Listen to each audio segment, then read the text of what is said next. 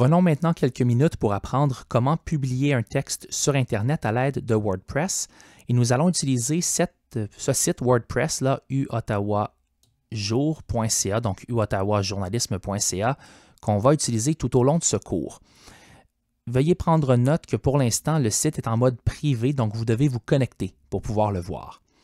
Pour créer un nouvel article, nous allons venir sur Article, Ajouter. Tout simplement. Ensuite, on va copier notre texte déjà corrigé et on va venir le coller sous sa forme brute. Ou vous pouvez copier-coller les différents blocs un à la fois, mais je trouve plus rapide de le faire comme ça. On va copier notre titre et on va venir ici, ajout de titre, on va le coller. Ensuite, je m'étais mis une note pour me dire de mettre une photo de l'Interstate 95. Je vais venir ici, plus, image. Et je vais téléverser une image. J'ai déjà une photo dans mes téléchargements, je l'avais déjà sauvegardé. Et j'ai maintenant une photo. Là, on doit avoir une légende pour la photo. Je pourrais tout simplement enlever ça ici, laisser la légende ici, mais là, elle n'est pas liée à la photo. C'est un bloc de texte. Donc, ce qu'on veut faire, c'est copier le tout, CTRL-X, venir sur l'image, cliquer sur les trois petits points ici, ajouter une légende. Et là, je vais coller ma légende et mon crédit photo.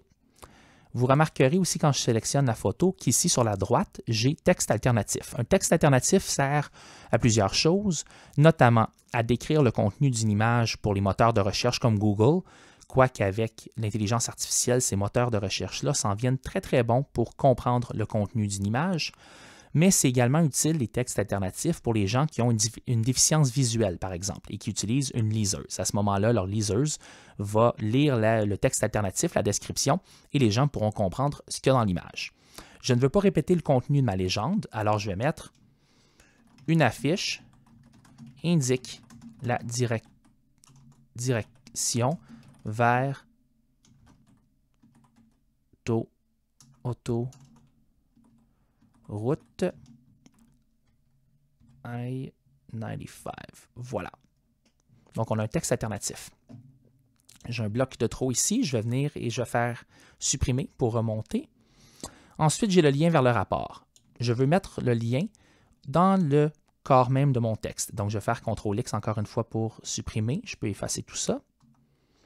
Et là, je vais venir mettre le lien dans le texte. Donc, ici, je vais mettre la source. Donc, les touristes canadiens ont fait collectivement plus de 4 millions de visites en Floride. OK? Et là, je vais sélectionner et cliquer ici pour ajouter un lien ou CTRL-K sur votre clavier. Pour les gens sur Windows, sinon, commande-K sur un Mac. On vient ici pendant 3 mois, chaque hiver depuis 10 ans, raconte Caroline Dupont, une résidente de Laval rencontrée sur une plage de Miami, mon conjoint et moi, parfait. Là, on a une citation, ce qu'on appelle en exergue. Donc, je vais la sélectionner, je vais cliquer sur le symbole ici, paragraphe, et je vais mettre plutôt une citation en exergue. Voilà, ma citation est là. Et là, j'ai besoin d'une source. Donc, je vais prendre ici le nom de Caroline Dupont.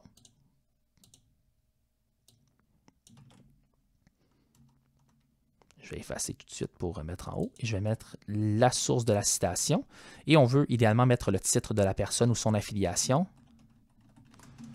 de Laval en Floride. Hein? Résidente de Laval en Floride. Ou qui se trouve en Floride.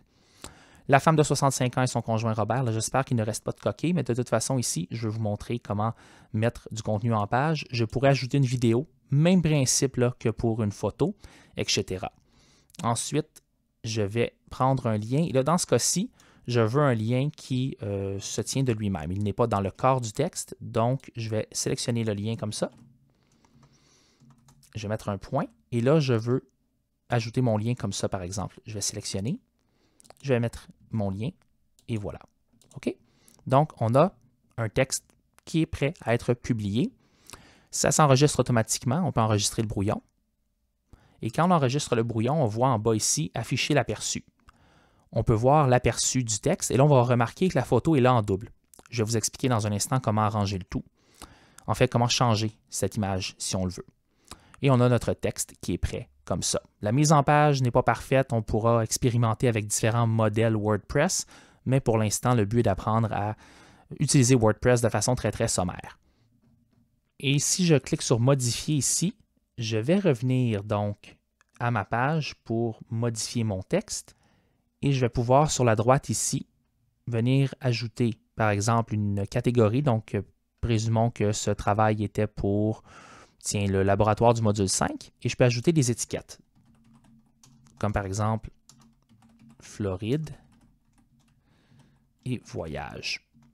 Je peux également choisir une nouvelle image de mise à l'avant, qui est l'image qu'on voyait en haut, en fait, celle-ci qui apparaissait 2 fois. Pour modifier l'image du haut, on pourrait cliquer sur « Définir l'image de mise en avant » et choisir une nouvelle image. On enregistre le brouillon et on a terminé. Ne publiez pas vous-même vos textes. Alors voilà comment utiliser WordPress en moins de 10 minutes.